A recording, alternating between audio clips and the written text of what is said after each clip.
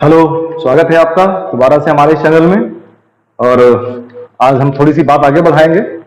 Last lecture में हम लोगों ने किसी भी बॉडी का जो सिंपल हार्मोनिक मोशन कर रहा है उसका हम लोगों ने डिस्प्लेसमेंट इक्वेशन ड्राइव किया था। और डिस्प्लेसमेंट इक्वेशन कुछ इस टाइप से आई थी कि आपने ड्राइव किया था कि y is equal to capital Y sine omega T and x is equal to capital X cos omega T. इसको हमने y एक्सिस पे लिया था और इसको x एक्सिस पे लिया था। यहाँ साइन आया था, यहाँ कॉस आया था। ये बहुत डिटेल में हम लोगों ने लास्ट टाइम में चर्चा किया था इसके बारे में। ठीक है, एक बात और हुई थी कि हमने इस इक्वेशन को जो प्रूफ किया था वो एक ग्राफिकल रिप्रेजेंटेशन के माध्यम से प्रूफ किया था।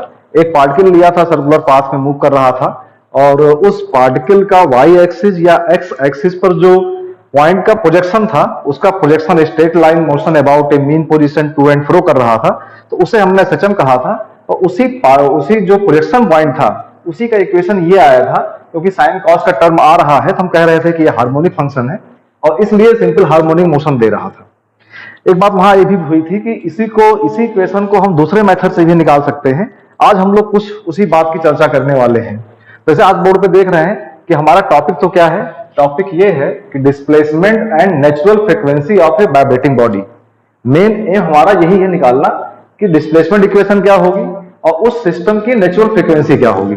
लेकिन अभी यहां तक पहुंचने से पहले उस मेथड की बात करनी है कि किस तरीके से हम इसको निकालेंगे। तो एक बात हुई थी बाय यूजिंग ग्राफिकल रिप्रेजेंटेशन और दूसरी बात ये हुई थी कि by using differential equation of motion. हम किसी भी तरीके से जो हमारे पास मैकेनिक्स के और काइनेमेटिक्स के काइनेटिक्स के जो कॉन्सेप्ट्स हैं, जो प्रिंसिपल हैं, उसकी मदद से अगर हम किसी मूविंग बॉडी का डिफरेंशियल इक्वेशन ड्राइव कर पाए और जब हमें डिफरेंशियल इक्वेशन मिल जाएगी, इसी में साइंस लगनी है, तो डिफरेंशियल इक्वेशन को सॉल्व करने के लिए कोई साइंस नहीं चाहिए। सिंपल जो हमने इंजीनियरिंग मैथमेटिक्स पढ़ी है उसको सॉल्व करेंगे और सॉल्व करने के बाद हमारा जो डिस्प्लेसमेंट x या y कुछ भी लेंगे उसका एक इक्वेशन आ जाएगा और हम देखेंगे क्या तो उस इक्वेशन में भी आप देखेंगे कि साइन और कॉस का फंक्शन आएगा। जब आएगा इट मींस वो हार्मोनिक फंक्शन होगा। यहां तक बात हम लोगों ने अभी तक कर चुके हैं। तो अब बात आगे बढ़ाते हैं, देखते हैं क्या है कि हम कह रहे हैं कि इसको हमें गेन करना है डिफरेंशियल नेचुरल फ्रीक्वेंसी को by using differential equation of motion. अब बात आती है कि डिफरेंशियल इक्वेशन ऑफ मोशन कैसे मिलेगा। तो इसके लिए हमने कहा कि by using law of kinematic. Kinematic का लॉ फॉलो करेंगे, है ना। काइनेमेटिक क्या होता है? काइनेमेटिक का मतलब है कि हम जब किसी बॉडी पे स्टडी करते हैं और उस पर कॉज और इफेक्ट दोनों की स्टडी करते हैं तो वहां कहते हैं काइनेमेटिक। ठीक है, तो ये बात इंजीनियरिंग मैकेनिक्स में बहुत डिटेल में कभी बात करेंगे, देखेंगे। ठीक है, तो by using law of kinematic, clear है। अच्छा, कौन कौन से लॉ यूज करेंगे? तो नॉर्मली जो हम इसमें लॉ यूज करने वाले हैं बहुत बेसिक सा लॉ है, आपने पढ़ा है, सेकेंड लॉ ऑफ न्यूटन, जिसमें आप कहते हैं कि हम इसको कहते हैं F is equal to ma। इस प्रिंसिपल को बहुत बेसिक लेवल से हम लोग पढ़ते आए हैं। ये बहुत छोटा सा प्रिंसिपल है, इसको यूज करके देखेंगे। दूसरा एक यूज करेंगे डी एलम्बर्ट प्रिंसिपल। ये दोनों लगभग एक ही चीजें हैं, अभी डिस्कस करते हैं। ये दोनों में कोई खास अंतर नहीं है, एक ही बात को दूसरी तरीके से कहने का एक तरीका सिर्फ है। ठीक है, अच्छा, दूसरा यूज करेंगे लॉ ऑफ एनर्जी कंजर्वेशन। अगर हमारे पास कोई बॉडी है, कोई सिस्टम है और वो आइसोलेटेड है। आइसोलेटेड मतलब क्या हुआ कि आइसोलेटेड का मतलब ये हुआ कि उस ड्यूरिंग द प्रोसेस ना तो उससे कोई एनर्जी बाहर आ रही है और ना ही उसके अंदर कोई एनर्जी जा रही है। अगर ऐसा कोई सिस्टम हम देखें तो वो आइसोलेटेड कहलाएगा, आइसोलेट सिस्टम कहलाएगा। अगर आइसोलेट सिस्टम है तो उस पर, उस सिस्टम के अंदर एनर्जी कंजर्व रहेगी। आपका ऊर्जा संरक्षण का सिद्धांत लागू होगा। अगर एनर्जी कंजर्व है तो इसका मतलब एक एनर्जी दूसरे फॉर्म से पहले फॉर्म में या पहले फॉर्म से दूसरे फॉर्म में कन्वर्ट हो सकती है, लेकिन कुछ बदलेगा नहीं। इट मींस टोटल एनर्जी देखी जाए तो वो हमेशा सिस्टम का कंजर्व रहेगा। तो इन तीनों लॉ को फॉलो करते हुए हम इस डिफरेंशियल इक्वेशन को पाएंगे और जब डिफरेंशियल इक्वेशन मिल जाएगी इसको मैथमेटिक्स से सॉल्व करेंगे। सॉल्व करने के बाद हमको डिस्प्लेसमेंट इक्वेशन मिल जाएगी और उसी डिस्प्लेसमेंट इक्वेशन में एक कहीं टर्म मिलेगा, उसी टर्म को हम देखेंगे, उसे कहेंगे नेचुरल फ्रीक्वेंसी। ओके, हाँ, तो जैसा कि हमने बात किया कि जो तीन लॉ की बात की, उसी तीनों लॉ को वन बाय वन देखते हैं। इसमें से पहला पार्ट हमारा क्या है? That is second law of Newton. बहुत बेसिक सा है, इसे समझिए कि सिर्फ रिवाइज करना है इसको। सेकेंड लॉ ऑफ न्यूटन की बात करने से पहले हमें एक चीज जाननी पड़ेगी, व्हाट इज फोर्स।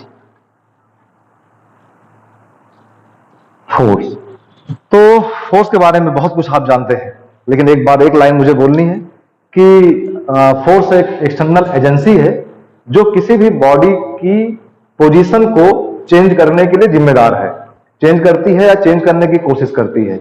हिंदी में कहें तो बल वह बाह्य कारक है जो किसी वस्तु की अवस्था परिवर्तन करने की कोशिश करता है। तो ये तो एक डेफिनेशन लेवल पे बात हो गई, लेकिन जब मैथमेटिकल लेवल पे जाते हैं तो मैथमेटिकल लेवल पे आप ये कहते हैं कि फोर्स क्या है, force is the rate of change of linear momentum. Linear momentum, रेखीय संवेग, रेखीय संवेग के बदलने की दर ही फोर्स कहलाती है। क्या होती है? Rate of change of linear momentum, ये आपका मैथमेटिकल फॉर्म में फोर्स हो गया। अच्छा, अब बात करते हैं कि व्हाट इज लीनियर मोमेंटम। तो आप जानते हैं कि लीनियर मोमेंटम को हम लोग P से लिखते हैं, and linear momentum is the multiplication of mass और उस मास की linear velocity v। P equal to कहते हैं m इंटू v, ये आपका लीनियर मोमेंटम होता है। तो अगर हम लोग कहें व्हाट इज फोर्स, इस डेफिनेशन के हिसाब से फोर्स क्या हुआ, force is the rate of change of linear momentum. तो ये मोमेंटम P किस रेट से चेंज हो रहा है, तो रेट निकालने के लिए क्या करते हैं, इसी को हम T के रिस्पेक्ट में डिफरेंशिएट कर दें। तो आप क्या कहेंगे कि अगर हम इसको d by D T of linear momentum ले लें तो ये हमारी फॉर्मूला हो गया फोर्स का। क्लियर? अच्छा, आगे देखते हैं। हमारे पास अगेन इसी चीज को लिख सकते हैं dy dt और P के प्लेस पे m इंटू v। ठीक। हाँ, एक बात यहां और करनी है कि नॉर्मली तो हम लोग क्या देखते हैं कि किसी भी बॉडी का मास कांस्टेंट होता है, मास बदलता नहीं है, लेकिन थोड़ा इसको जनरलाइज करते हैं। अभी ऐसा मानते हैं कि मास भी वेरिएबल है और वेलोसिटी भी वेरिएबल है ना, वेलोसिटी भी वेरिएबल है, मास भी वेरिएबल है कैलकुलस के हिसाब से। अगर दो वेरिएबल है, उसका डिफरेंशियल हमें करना होता है, तो हम अगले स्टेटमेंट क्या लिखेंगे कैलकुलस के हिसाब से कि एक बार मास को कांस्टेंट मानेंगे तो आप क्या लिखेंगे, मास इफ कांस्टेंट तो लिखेंगे dv बाई dt, प्लस एक बार वेलोसिटी को कांस्टेंट मानेंगे तो लिखेंगे dm बाई dt। अभी हमने ये नहीं माना है कि मास कांस्टेंट है, एक जनरलाइज फॉर्म में काम कर रहे हैं, हमें कहां पता है कि मास कांस्टेंट है। ठीक है, तो इस तरीके से ये वैल्यू आ गई। ठीक है, अब अगर यहां पे हम लोग ये एज्यूम करें कि if mass is constant, mass is constant, तो क्या मिलेगा, अगर मास कांस्टेंट है तो कांस्टेंट का डिफरेंशियल क्या होता है, 0। ठीक, तो आपका आ गया कि dm बाई dt की वैल्यू क्या होगी, दैट विल बी 0। तो ये टर्म खत्म हो जाएगा। क्लियर है? अच्छा, दूसरी बात क्या है कि हम लोगों ने ये क्या है, that is dv by dt, क्या चीज है, इसको कह सकते हैं rate of change of velocity. जब किसी को t के रिस्पेक्ट में हम डिफरेंशिएट करते हैं तो क्या कहते हैं, वो रेट देता है। हमने अगर वेलोसिटी को t के रिस्पेक्ट में डिफरेंशिएट किया तो इसने rate of change of velocity दिया, और rate of change of velocity को ही हम लोग क्या कहते हैं, एक्सीलरेशन। इसी को क्या कहते हैं, एक्सीलरेशन।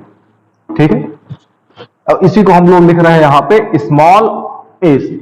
तो आप ये कह सकते हैं कि it means a is equal to dv by dt। ठीक है, तो अगर ये दोनों वैल्यू ऊपर इक्वेशन में पुट किया जाए तो क्या दिखाई पड़ेगा कि ये टर्म तो 0 हो गया। ठीक, और यहां बचा क्या हमारे पास, f is equal to m into a। तो अगर देखा जाए second law of Newton, F equal to ma जब भी आप कहते हैं तो वहां एक बात बिल्कुल एज्यूम करके रखते हैं कि मास कांस्टेंट होगा। F इक्वल टू ma तभी एप्लीकेबल है जब मास कांस्टेंट है। अगर मास वेरिएबल है तब तो आपका सेकेंड लॉ ऑफ न्यूटन यहीं पे आता है।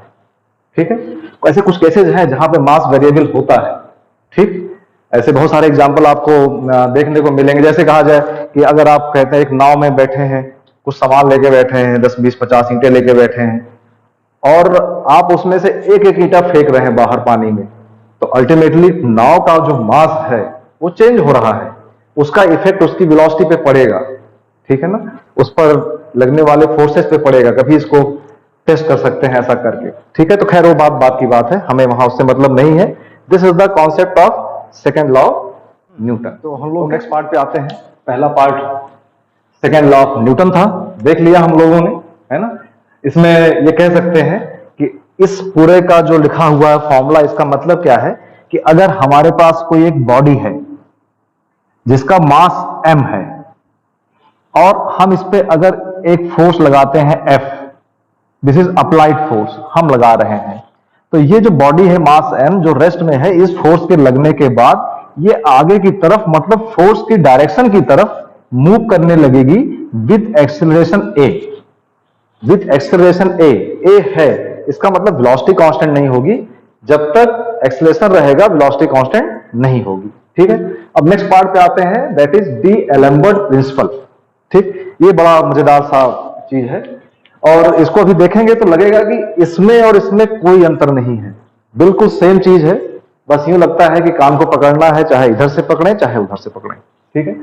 अच्छा ठीक है, तो सिंपल चीज है, क्यों इसको हमें पढ़ना पड़ रहा है, क्यों यूज करना पड़ रहा है कि कई बार हमें ऐसा लगता है कि जो डायनामिक बॉडी है, डायनामिक बॉडी से मेरा मतलब है जो बॉडी मूव कर रही है, चाहे यूनिफॉर्म एक्सीलरेशन से या यूनिफॉर्म वेलोसिटी से, जैसे मशीन है उसमें ढेर सारे मेंबर हैं मूव कर रहे हैं, तो कई बार लगता है कि डायनामिक बॉडी को सॉल्व करना, उसकी स्टडी करना, एनालिसिस करना कई बार थोड़ा डिफिकल्ट सा लगता है।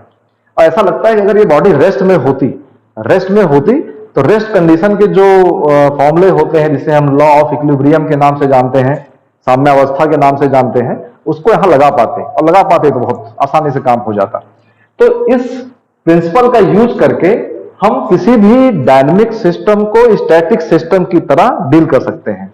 तो it is used to convert the dynamic problem into static problem, ये इसका बेसिक मकसद है, ठीक है। और बात करते हैं ऐसा क्यों करना चाहते हैं, क्योंकि जब प्रॉब्लम हमारी स्टैटिक होती है तो स्टैटिक मतलब क्या है कि हमारा स्टैटिक सिस्टम होगा, एक स्टैटिक सिस्टम होगा। और यहां पे स्टैटिक सिस्टम से मेरा मतलब बॉडी का रुका होना तो है, लेकिन सिर्फ रुकी हुई बॉडी को आप स्टैटिक नहीं मानते हैं। स्टैटिक का मतलब दो होता है, या तो बॉडी रेस्ट में हो तो आप कहते हैं स्टैटिक है, या बॉडी यूनिफॉर्म वेलोसिटी से मूव कर रही हो। जैसे आप बाइक पे अगर चल रहे हैं और बाइक की स्पीड कांस्टेंट है 60 किलोमीटर पर आवर, तो आपको उस पर कोई डिस्टर्बेंस नहीं होता है। एक हाईवे पे चल रहे हैं, 60 की स्पीड मेंटेन है, कोई फर्क नहीं पड़ता है, ट्रेन में है, बस में है, कोई फर्क नहीं पड़ता है, बिल्कुल रिलैक्स मोड में रहते हैं। आप कार में चलते हैं, ग्लास रख देते हैं पानी का, वो भी नहीं गिरता है। तो इसका मतलब क्या है, वो एक मैकेनिकल इंजीनियर के लिए वो दोनों ही सिस्टम या रेस्ट में हो या यूनिफॉर्म वेलोसिटी से हो, तो वो रेस्ट कंडीशन मानी जाएगी। अगर वेलोसिटी यूनिफॉर्म नहीं है, बदलेगी, तो उसमें एक्सीलरेशन होगा। एक्सीलरेशन होगा जब आप गाड़ी में ब्रेक मारेंगे, एक्सीलेटर लेंगे, तो स्पीड बदलती है, घटती है या बढ़ती है, उस समय उसमें रखा हुआ गिलास का पानी गिर जाता है, ठीक है। तो वो हमारे लिए रेस्ट कंडीशन नहीं हुई। तो convert dynamic problem into static problem. और जब स्टैटिक प्रॉब्लम का मतलब क्या हुआ, रेस्ट हो या यूनिफॉर्म वेलोसिटी से चल रहा हो, इतनी बात समझ में आ गई। और जब हम कहते हैं कि हमारा स्टैटिक सिस्टम है, तो बॉडी हमारी इक्विलिब्रियम में होती है। और जब बॉडी इक्विलिब्रियम में होती है तो इसमें लॉ ऑफ इक्विलिब्रियम बहुत आसानी से हम लोग अप्लाई कर पाते हैं। और लॉ ऑफ इक्विलिब्रियम कौन से हैं, तीन लॉ आपने पढ़े हुए हैं, that is algebraic summation of all the forces along x axis is equal to 0, first law.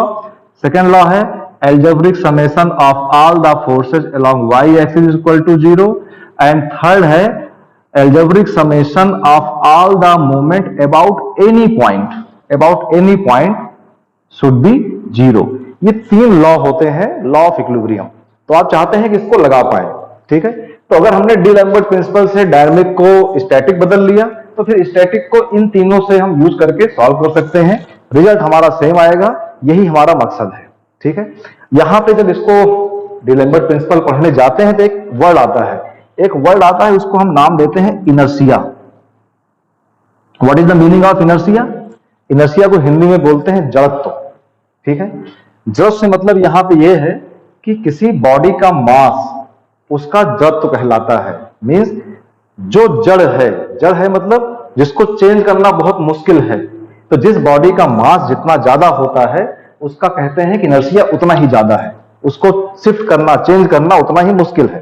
ठीक है, जिस बॉडी का मास ज्यादा होगा, अगर बॉडी को एंगुलर मोशन में ले आना है तो मास की बात नहीं करेंगे, वहां बात क्या करेंगे, मास मोमेंट ऑफ इनर्शिया की। तो एंगुलर मोशन के लिए जो इनर्शिया है वो मास मोमेंट ऑफ इनर्शिया के टर्म में रहेगा, और लीनियर मोशन के लिए इनर्शिया से मतलब क्या है, उसके मास से है। तो एक नया वर्ड आएगा इनर्शिया, लेकिन सिर्फ इनर्शिया नहीं आएगा, यहां एक वर्ड आएगा इनर्शिया फोर्स। तो थोड़ा सा इसके बारे में बात करनी है कि what is inertia force, what is inertia force, ये बात देखना है। इसके बारे में कुछ बातें मैं बताऊंगा आपको, बड़ी इंपॉर्टेंट सी। पहली बात अगर बात करें कि इनर्शिया फोर्स के बारे में पहले लिख लेते हैं कुछ बातें। ये एक सूडो फोर्स है। सूडो फोर्स का मतलब क्या हुआ, एक काल्पनिक फोर्स है। सूडो फोर्स है मतलब एक काल्पनिक बल है। ये एक सूडो फोर्स है, इसे हम कह रहे हैं कि काल्पनिक बल है। काल्पनिक बल कैसे है, क्योंकि हमने तो नहीं लगाया, ये अपने आप कहीं से आएगा। जरा महसूस करते हैं कैसे आएगा। जरा याद करिए, कभी आप बस में बैठे हैं और बस आराम से हाईवे पे चल रही है, स्पीड रही होगी कुछ 60 किलोमीटर पर आवर की। अचानक रास्ते में कुछ आ जाता है और बस वाले ने ब्रेक लगाया, तो ब्रेक लगाया तो फिर आप आगे की तरफ पहुंच जाते हैं, अगली सीट से लड़ जाते हैं, कई बार चोट लग जाती है। तो वो किसने धक्का दिया आपको, वो धक्का किसने दिया आपको, ये थोड़ा सोचने वाली बात है। बस में तो ब्रेक लगाया गया था, आप बस में बैठे थे, आपको धक्का किसने दिया, जिसने धक्का दिया वही इनर्शिया फोर्स था, उसी इनर्शिया फोर्स ने धक्का दिया, और वो कहीं दिखाई नहीं पड़ा, वो डायरेक्टली हम पे अप्लाई नहीं हुआ, वो कहीं से आया। कैसे आया, क्योंकि हम बस में बैठे थे, तो जब हम बस में बैठे थे तो हम भी बस की वेलोसिटी से ही मूव कर रहे थे, 60 किलोमीटर पर आवर की स्पीड से। बस में ब्रेक लगा, तो बस में ब्रेक लगा तो बस की स्पीड कम हुई, उसमें निगेटिव एक्सीलरेशन आया, लेकिन हम बस से बंधे हुए तो थे नहीं सीट बेल्ट से, तो हमारी बॉडी जितना पार्ट टच में था बस के, उसका स्पीड तो कम हुआ, लेकिन जो अपर पार्ट ऑफ बॉडी था वो फ्री था। वो बिकॉज ऑफ एक्सीलरेशन उस पर एक फोर्स आ गया। जब भी एक्सीलरेशन बॉडी पे आएगा एक फोर्स आएगा, यहां दिखाई पड़ रहा है, एक्सीलरेशन होगा बॉडी पे तो फोर्स आएगा, वही वो फोर्स था जिसने हमको आगे पुश किया। ऐसा होता है। दूसरा एग्जांपल लेते हैं कि मान लीजिए आप बाइक चला रहे हैं, बाइक रेस्ट में है, आपने किक मारा, स्टार्ट किया, पीछे आपका कोई फ्रेंड बैठा हुआ है और आपने अचानक बाइक को एक्सीलरेट किया, तो क्योंकि आप तो बाइक के हैंडल को पकड़े हुए हैं, पैर से ब्रेक पे रखा हुआ है, पैर रखा हुआ है, लेकिन जो आपका पीछे फ्रेंड है वो फ्रीली बैठा हुआ है। अगर आप अचानक स्पीड बढ़ा देते हैं तो पीछे गिर जाता है। किसने गिराया उसको, आपने धक्का दिया नहीं, जिसने गिराया वही इनर्शिया फोर्स है, लेकिन दिखाई नहीं पड़ा, कहां से आया वो समझना पड़ेगा। तो समझ में आएगा डी-लैम्बर्ट प्रिंसिपल से, और उसी को हम कह रहे हैं कि ये एक सूडो फोर्स है, काल्पनिक फोर्स है। ठीक है, एक बात हो गई। दूसरी बात क्या है कि वो जो इनर्शिया फोर्स है, जिसको हम इनर्शिया फोर्स कह रहे हैं, इसका जो मैग्नीट्यूड है, जो वैल्यू होगी, कितना लगेगा, किसी बॉडी पे कितना धक्का लगेगा। मैं बस में बैठा हूं तो मुझे कितना देर से, कितना सूडो फोर्स कितनी तेज से पुश करेगा, बाइक पे हूं तो कितनी पीछे धक्का मारेगा, कितने मैग्नीट्यूड से। वो जो मैग्नीट्यूड होगा वो उस बॉडी का मास होगा और उस बॉडी पे लगने वाला एक्सीलरेशन, एक्सीलरेशन में भी नेगेटिव और पॉजिटिव। स्पीड बढ़ाएगा बस वाला तो भी महसूस होगा, और बस का स्पीड कम की जाएगी तो भी महसूस होगा। तो ये एक्सीलरेशन दोनों तरीके से काम कर सकता है, नेगेटिव भी हो सकता है, पॉजिटिव भी हो सकता है। ठीक है, इट मींस जो इनर्शिया फोर्स की वैल्यू होगी वो क्या कह सकते हैं कि इनर्शिया फोर्स की value m mass into acceleration होगा। ये बात आई। ठीक है, हुआ ना कंफ्यूजन, यहां पर भी मास इंटू एक्सीलरेशन और यहां पर भी मास इंटू एक्सीलरेशन, लेकिन यहां पे IF लिख रहे हैं इनर्शिया फोर्स और यहां लिख रहे हैं नेट फोर्स। अंतर है दोनों में, क्या अंतर है। ठीक है, ये नेट फोर्स ये एक अप्लाइड फोर्स है, ये हमने लगाया है, ये रियल फोर्स है, ये हमें पता है मैं लगा रहा हूं, मैं धक्का दिया, ये मेरा लगाया हुआ फोर्स है। और ये फोर्स मैंने लगाया नहीं है, ये बॉडी पे अपीयर हुआ है, और जब अपीयर हुआ है तो इसलिए इसको सूडो फोर्स कह रहे हैं। तो कंफ्यूज नहीं होना है। ठीक है, इनर्शिया फोर्स और अप्लाइड फोर्स में एक बात और मिल जाएगी तो कंफ्यूजन खत्म हो जाएगा कि ये जो इनर्शिया फोर्स है इसकी डायरेक्शन की बात करते हैं। ठीक है, इसकी डायरेक्शन की बात करते हैं, और डायरेक्शन कैसी हो सकती है, मैग्नीट्यूड क्लियर हो गया, m इंटू ए। डायरेक्शन क्या होगी, it is always opposite to the direction of acceleration. हमेशा जिस डायरेक्शन में एक्सिलरेशन होना है उसका उल्टा। कैसे समझा जाए जरा। आप बाइक पे बैठे थे, आप ड्राइविंग सीट पे थे, आपने इसको स्टार्ट किया और पीछे आपका फ्रेंड बैठा था। अभी बाइक की स्पीड कितनी, 0, वेलोसिटी कितनी, 0। आपने एक्सीलरेटर अचानक लिया और आपने 2 सेकंड के अंदर, 3 सेकंड के अंदर उसकी स्पीड 50 पहुंचा दिया। तो एक्सीलरेशन कितना हुआ, rate of change of velocity, अंतिम वेग माइनस प्रारंभिक वेग, 40 माइनस 0 डिवाइड बाई 3 सेकंड आया एक्सीलरेशन। ये पॉजिटिव है कि नेगेटिव है, यस पॉजिटिव है, ठीक है। जब पॉजिटिव है तो एक्सीलरेशन किधर की, उसका डायरेक्शन क्या हुआ, आगे की तरफ। मैं बाइक चला रहा था, मैंने अचानक एक्सीलरेटर लिया, स्पीड 40 हो गई, तो एक्सीलरेशन किधर हुआ, आगे की तरफ। तो मैंने तो बाइक को पकड़ा हुआ, ऐसा नहीं कि मुझ पे सूडो फोर्स नहीं लगा, लेकिन लगा, लेकिन मैंने बाइक को कस के पकड़ा हुआ है तो मुझ पे उसका इफेक्ट नहीं आया। लेकिन जो पीछे बैठा हुआ मेरा फ्रेंड है उस पर इनर्शिया फोर्स लगा। कितना लगेगा, जितना उसका मास है। किसका मास, फ्रेंड का मास। उसको मेरे मास से या बाइक के मास से कोई मतलब नहीं है। उसका मास, ठीक है, 60 केजी का, 70 केजी का हो सकता है, और जो मैंने बाइक को एक्सीलरेशन दिया है वो एक्सीलरेशन ए। ये तो हुआ मैग्नीट्यूड, वो उस फोर्स का मैग्नीट्यूड। किस फोर्स का, इनर्शिया फोर्स का। एक बात, लेकिन वो किधर लगेगा, वो लगेगा अपोजिट टू द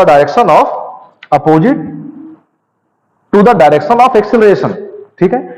तो एक्सीलरेशन किधर था, आगे की तरफ। पीछे बैठे हुए पे बॉडी, पीछे बैठे हुए फ्रेंड पे फोर्स किधर लगेगा, पीछे की तरफ, क्योंकि वो अपोजिट है, ठीक है। तो inertia force always act opposite to the direction of acceleration of the body. ये बात क्लियर हो गई।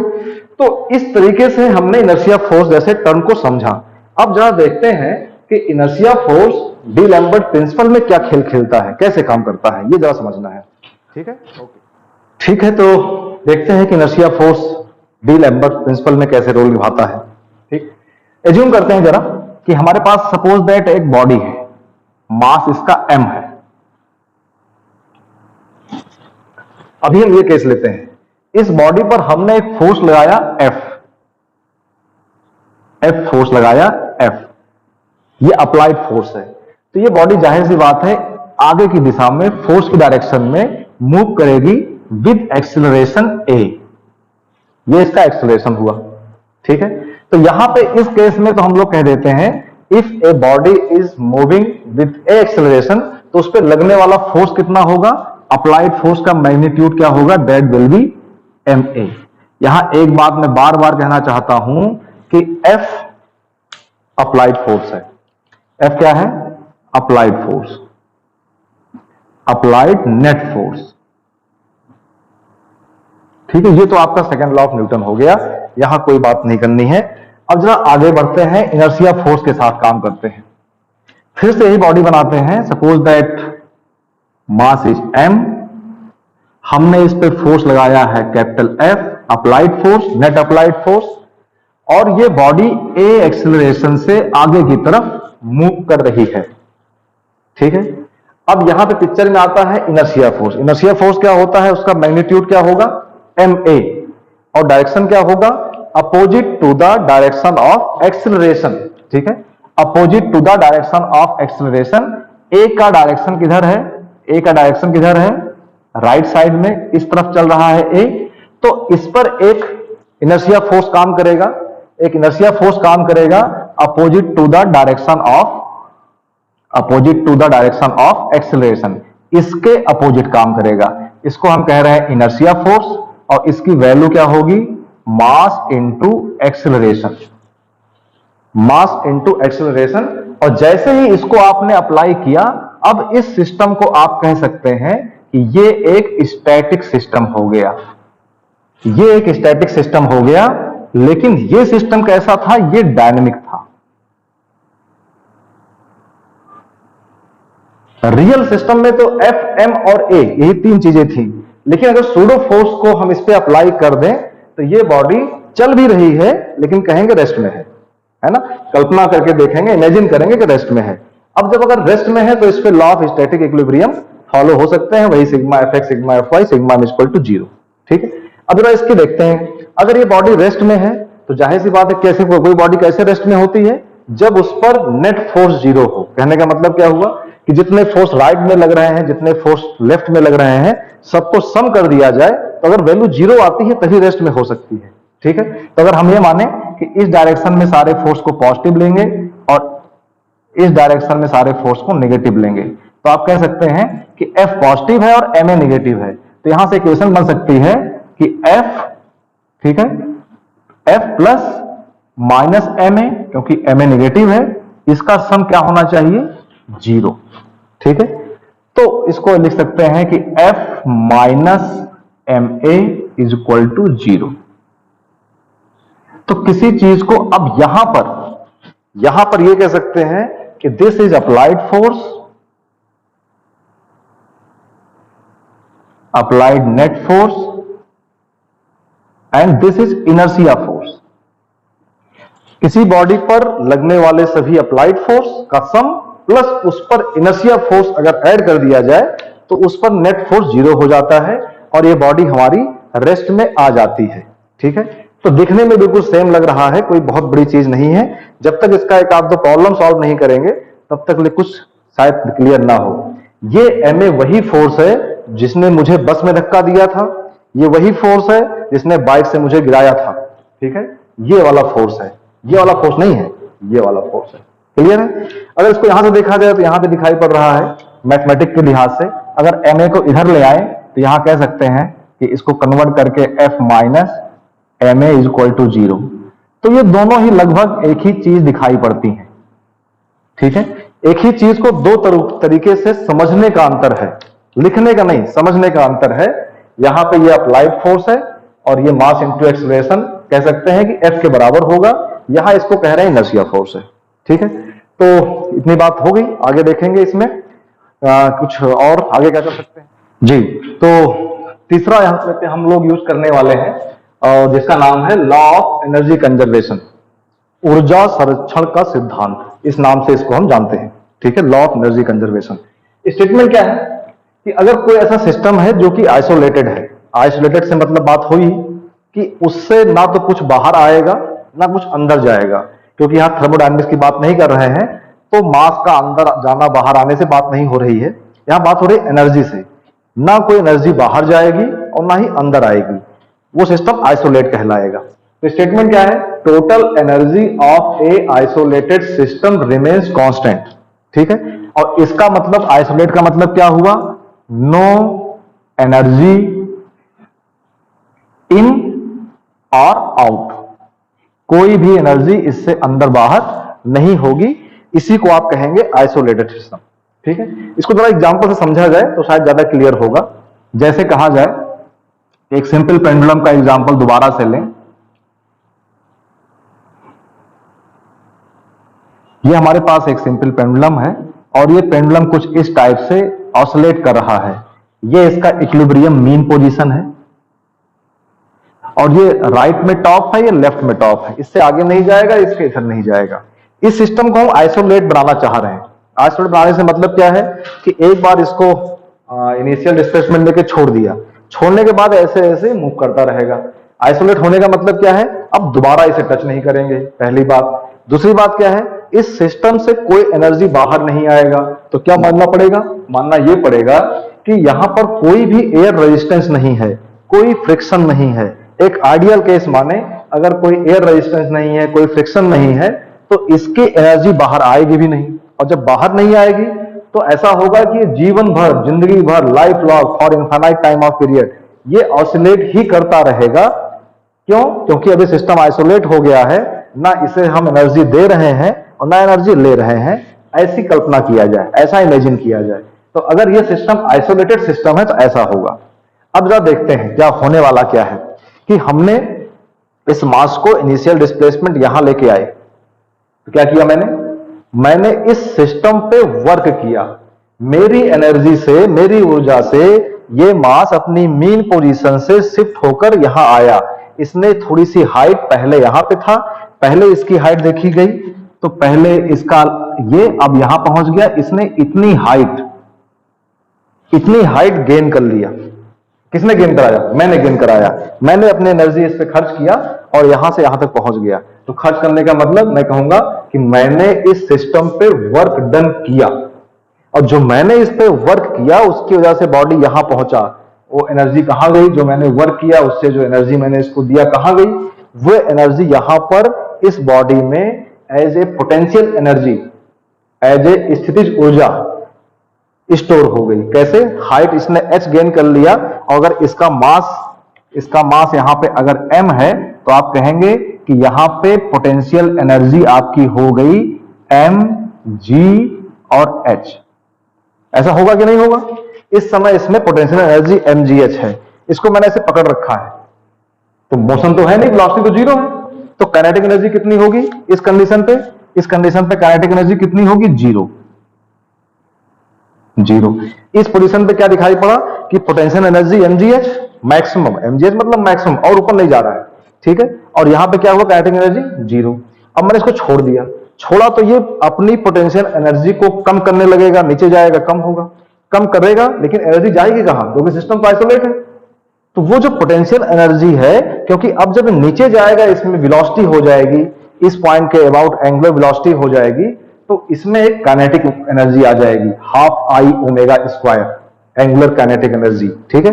तो जब ये नीचे जाना शुरू करेगा तो पोटेंशियल एनर्जी घटेगी, लेकिन वेलोसिटी बढ़ेगी और काइनेटिक एनर्जी बढ़ती जाएगी, और जब बढ़ते बढ़ते बढ़ते बढ़ते यहां पहुंचेगी, तो कल बात हुई थी पिछले लेक्चर में कि यहां पे वेलोसिटी मैक्सिमम होगी, तो यहां पे केस क्या बनेगा? वेलोसिटी मैक्सिमम होगी तो काइनेटिक एनर्जी मैक्सिमम होगी, और जब काइनेटिक एनर्जी मैक्सिमम होगी तो इस पोजीशन पे पोटेंशियल एनर्जी जीरो होगी और काइनेटिक एनर्जी मैक्सिमम होगी, और मैक्सिमम वैल्यू क्या होगी? हाफ आई ओमेगा स्क्वायर, जहां पे आई क्या चीज है? I is the mass moment of inertia of this pendulum. Angular motion में आई लिया जाएगा, अगर लीनियर मोशन होता तो यहां क्या लिखते हैं हम लोग? हाफ एम वी स्क्वायर, ठीक है। तो यहां पे केस बना, इस यहां पे पोटेंशियल एनर्जी मैक्सिमम, यहां काइनेटिक एनर्जी मैक्सिमम, यहां काइनेटिक एनर्जी जीरो, यहां पोटेंशियल एनर्जी जीरो, ठीक है। फिर ये बॉडी ओवरशूट करके ऊपर निकल जाएगी, यहां पहुंचेगी तो फिर से वही केस बन जाएगा कि potential energy mgh and kinetic energy zero. Clear हुआ? अब जरा देखें, किसी बीच के पॉइंट पे लें, सपोज दैट ये बॉडी यहां पे है, अगर ये थर्ड केस लेते हैं, यहां पे है, इस टाइम पे क्या इसमें काइनेटिक एनर्जी जीरो है? नहीं, क्योंकि इस पॉइंट पे जीरो होगा, यहां तो इसका मोशन हो रहा होगा, चाहे ऊपर जा रहा होगा चाहे नीचे आ रहा होगा, ठीक है। क्या इसमें पोटेंशियल एनर्जी मैक्सिमम है? नहीं, क्योंकि मैक्सिमम तो यहां पे होता है। क्या जीरो है? नहीं, जीरो यहां पे होता है। तो अगर इस पोजीशन पे देखा जाए तो यहां पे काइनेटिक एनर्जी जीरो नहीं होगी, पोटेंशियल एनर्जी भी जीरो नहीं होगी, ठीक है। इस तरह का केस हुआ है ना। लेकिन अगर देखा जाए कि टोटल एनर्जी की बात की जाए, टोटल एनर्जी मतलब इन दोनों का सम, इसे कहा जाए टोटल, इन दोनों का सम इसे कहा जाए टोटल, यहां पे इन सब का सम इसे कहा जाए टोटल। तो हम तीन जगह टोटल एनर्जी देख रहे हैं। क्या टोटल एनर्जी भी चेंज होगी? यहां टोटल एनर्जी अलग होगी, यहां अलग, यहां अलग? ऐसा तो नहीं होने वाला है। टोटल एनर्जी, सिस्टम आइसोलेट है, जितना टोटल इसका सम होगा वही यहां पर इसका प्लस इसका सम होगा, वही value kinetic energy plus potential energy का सम यहां पे होगा, ठीक है। इसका मतलब एनर्जी का कन्वर्जन पॉसिबल है। पोटेंशियल एनर्जी कन्वर्ट हुई काइनेटिक एनर्जी में, काइनेटिक एनर्जी कन्वर्ट हुई पोटेंशियल एनर्जी में, बीच के किसी पॉइंट पर काइनेटिक एनर्जी भी है, पोटेंशियल एनर्जी भी है, वैल्यू कितनी कितनी है, आपस में क्या रेशियो है, वो एक दूसरा इशू है। लेकिन इन तीनों ही पोजीशन पे या किसी भी पोजीशन पे अगर देखा जाएगा तो sum of kinetic energy and sum of potential energy will be the same. इसी को कह रहे हैं कि law of energy conservation. Isolated system में एनर्जी कंजर्व रहेगी। तो अब तक जो हम लोगों ने यहां डिस्कशन किया कि टोटल एनर्जी किसी भी पॉइंट पर सेम रहेगी, चाहे वो पॉइंट टॉप इसकी पोजीशन हो, चाहे बिल्कुल मीन पोजीशन पे हो, चाहे इस साइड टॉप पर हो, या किसी भी पॉइंट पे, बीच में कोई पॉइंट ले लें, हमेशा टोटल एनर्जी का सम सेम रहेगा। इसी बात को अगर हम लोग एक लाइन में लिख लेते हैं तो ऐसा कह सकते हैं कि फॉर ये आइसोलेटेड सिस्टम, अगर सिस्टम आइसोलेटेड है तो उस सिस्टम में the sum of total kinetic energy and total potential energy, ये कभी बदलेगा नहीं, ये हमेशा कांस्टेंट रहेगा। ठीक है, इसी को कह रहे हैं लॉ ऑफ एनर्जी कंजर्वेशन। और इसका भी यूज करेंगे हम लोग और देखेंगे कि डिफरेंशियल इक्वेशन ऑफ मोशन कैसे मिलेगा। तो अभी हम लोगों ने इतनी बात की।